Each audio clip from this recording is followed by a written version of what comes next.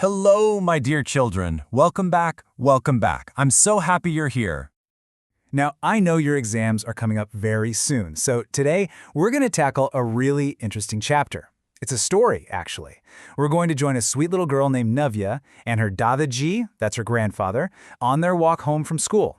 And you know what? On this walk, we're going to see just how much our world has changed. Sounds fun, right? Okay, let's get started. All right, so our story starts right when the school bell goes tring. Navya meets her Dadaji at the gate, and they decide to walk home through the busy market. This is where all the fun begins. So, as they're walking, the first thing they start talking about is, well, talking. Think about it for a second. How do you chat with your friends who live in another city? You just pick up your phone and ping, a WhatsApp message, or maybe a video call, right? So simple. But you know, it wasn't always this easy. Not at all. Let's find out what Navya discovers. So, they're on the bus, and Navya spots this bright red box. You see it there on the left? She shouts, "Look, Dadaji, a postbox!" And her Dadaji, he just smiles. He tells her, "Beta, when I was your age, that red box, that was my WhatsApp." Can you believe it? He used to write long, long letters, drop them in there, and then he would have to wait, and wait, and wait for a reply. But now look at what we have on the right, a smartphone. You type a message, press send, and boom, it's there in a second. What a massive change, isn't it? And you know, this journey of sending a message is just fascinating. Look at this timeline. Way, way back, people used to send messages with, get this, drum beats, or they'd carve them into rocks. Then came these clever messenger pigeons. Just imagine a little bird flying with your secret note. How cool is that? After that, things got a bit more organized with the postal service. And then, the telephone. A real game changer. You could actually hear someone's voice from miles away. And now, of course, we have the internet and our mobile phones, connecting the whole world in an instant. So what's the big difference here? It's all about speed, my children. Speed. Dadaji tells Navya that a letter could take weeks to get a reply. Just imagine, you send a birthday card to your cousin and you have to wait for almost a month to know if they got it. Oh my goodness. But today, you send a message and you immediately see those little ticks. Delivered, seen, typing. It's all happening right now, in the blink of an eye. Okay, pay close attention now. This is a very, very common question in your exams, so let's practice it together. If they ask you, how has technology changed the way we communicate, you just need to remember two magic words. Ready? The first one is speed. Communication went from taking weeks to just seconds. And the second magic word is accessibility. It means we can now reach anyone anywhere in the world so easily with video calls and messages. So what are the two words? Speed and accessibility. Got it? Perfect. All right, let's get back on the road with Navya and her Dadaji. The next big change they notice is all around them, in the city itself. How we travel, how our roads look, everything has transformed. And then, suddenly, whoosh! A super-fast, shiny train zips past their bus. Navya is amazed. "Dadaji, look how fast that is," she says. And Dadaji explains, "Ah, beta, that's the metro."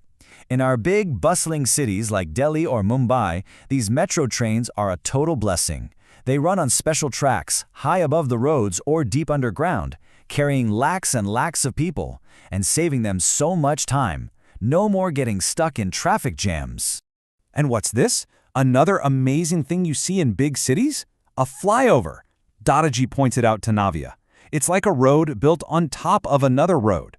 A special bridge just for cars, buses, and bikes, so they can literally fly over all the traffic down below. Isn't that clever? So things like metros and flyovers are what make traveling in our cities so much faster today. But, you know, with all this excitement about fast trains and new roads, Dadaji says something that makes Navya and us think a little. It's a bit sad, actually. He tells her that he remembers a time when there were more fields and trees right here, a time when you could hear so many birds chirping. He explains that because we built all these things, many of the animals, birds, and trees are just gone. It reminds us that all this progress can have another side to it. And this is when Navya asks a brilliant question.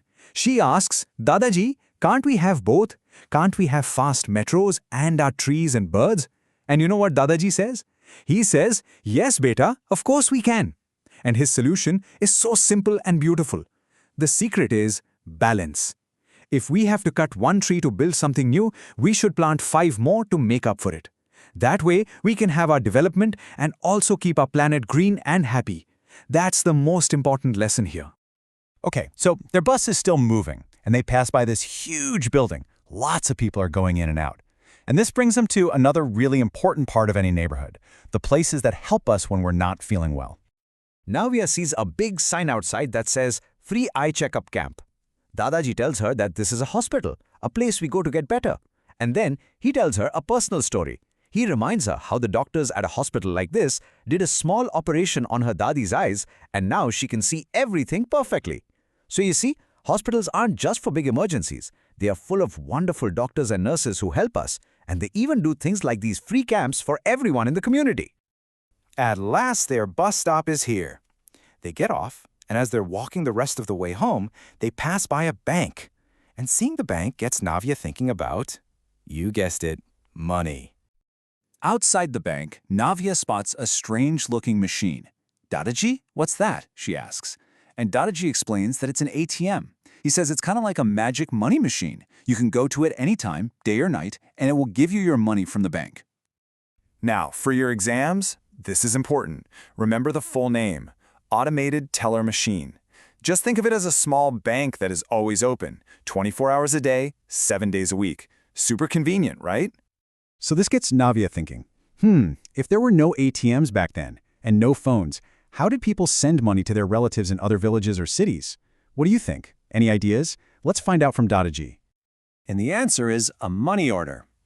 Dadaji explains that people had to go to the post office, yes, the same place for letters, fill up a form, give the money, and then the postman would deliver it. It was very safe, but just like the letters, it was also very, very slow. It could take many, many days. And what about today? Oh, it's a completely different story. Navya gets all excited and remembers how her mama sent money for her Rocky gifts right from his phone. It happened instantly. Today we use UPI, like Google Pay or Phone Pay, and the money goes from one bank to another in just a few seconds. Wow. From slow money orders to instant UPI. That's another giant leap thanks to technology. And they're finally home. What a walk, huh? So many stories, so many discoveries, from postboxes to UPI, from slow roads to fast metros. Navya is feeling so inspired by everything she learned, she decides to do something creative.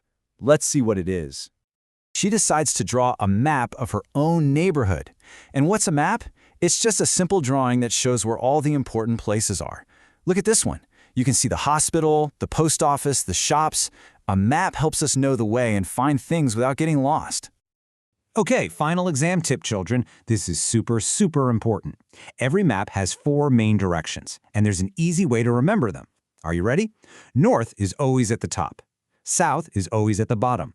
East is to your right, and west is to your left.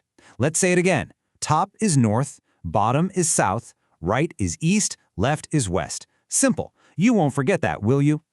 And with that, our walk with Navya and her Dadaji comes to an end. What a lot we've learned about how things have changed, right? So, before we go, I have one last question for you. If you could add one new thing to your neighborhood to make it even better, what would it be? A big playground? A library? Maybe more trees? Give it a good thought. All right, my dear students, that's all for today. Study well for your exams, and I'll see you in the next one. Bye for now.